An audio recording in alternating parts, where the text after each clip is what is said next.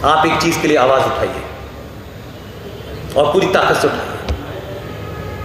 भारत सरकार का SC, ST और OBC का कोटा देश के हर यूनिवर्सिटी में लागू है।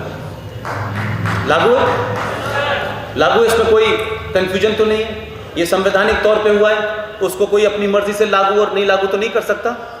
और उत्तर प्रदेश में 2 पॉलिटिकल पार्टीज, मेरा उन पॉलिटिकल पार्टी से कोई आइडियोलॉजिकल झगड़ा नहीं है, ये मैं अपनी रेफरेंस के लिए उनका इस्तेमाल कर रहा हूं। मायावती इस प्रदेश की प्रचंड बहुमत के साथ मुख्यमंत्री रही, मुलायम सिंह प्रचंड बहुमत के साथ रहे, 3 बार वो मुख्यमंत्री बनी, 3-4 बार ये बन गए, उनके बेटे ने पिछली बार तो बड़ी सरकार चलाई। एक बात जरा पूछना चाहता हूं मैं, UGC का एक रूल है, ये दूसरी बात है। UGC का रूल ये है कि अगर कोई कॉलेज आपके आगरा में भी होगा, अगर इसी शहर में आगरा यूनिवर्सिटी बनी हुई है, तो आगरा के जितने रिकॉग्नाइज कॉलेजेस हैं उसका एफिलिएशन आगरा यूनिवर्सिटी से होगा। यही बात है, ये लॉ है।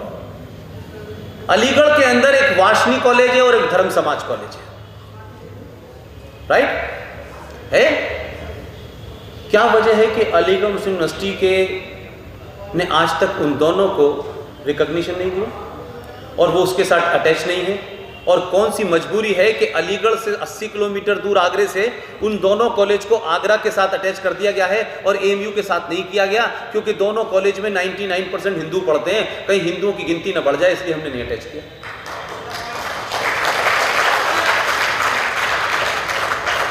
और अब मैं अपनी पहली बात पे आऊंगा। अलीगढ़ मुस्लिम विश्वविद्यालय देश का एकमात्र ऐसा विश्वविद्यालय है जिसने ST, SC और OBC कोटे को अपने यहां लागू करने से साफ मना कर दिया। मुलायम सिंह और मायावती ने मुसलमान वोट के चलते पिछले 20 साल से मुंह नहीं खोला। जो दलितों की बात करते हैं, जो OBC की बात करते हैं, अगर यही घटना बनारस में, यही घटना आगरा में, ये इलाहाबाद में होती तो अभी आग लग जाती इस देश में। इसलिए दलित राजनीति करने वाले लोग, OBC की राजनीति करने वाले लोग, उन्होंने भी कभी नहीं पूछा कि अलीगढ़ मुस्लिम विश्वविद्यालय ने पिछले 40 साल से 25 साल से ये क्यों नहीं लागू किया है। और इस देश में SC, ST कमीशन भी है। अब उसकी भी समस्या क्या है? अब वो जब कांग्रेस आएगी तो कांग्रेस पार्टी का MP होगा, तो वो इसलिए चुप नहीं बोलेगा कि उनका वोट बैंक है।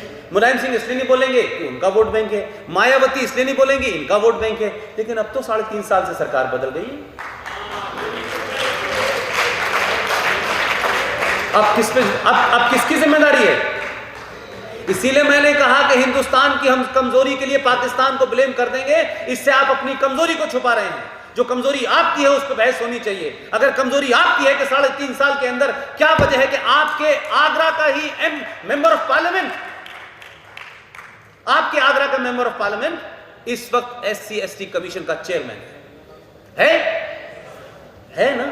अरे मेरे भाइयों, तो मैं तो कह रहा हूं, मैं ये कह रहा हूं मेरे भाइयों, जवान लोगों, कोई 150 लोग एक अर्जी लिखिए और SC, ST कमीशन में दीजिए, कहें इसको रिसीव करो। इस देश की जुडिशरी लोग सुओ मोटो काम कर लेते हैं।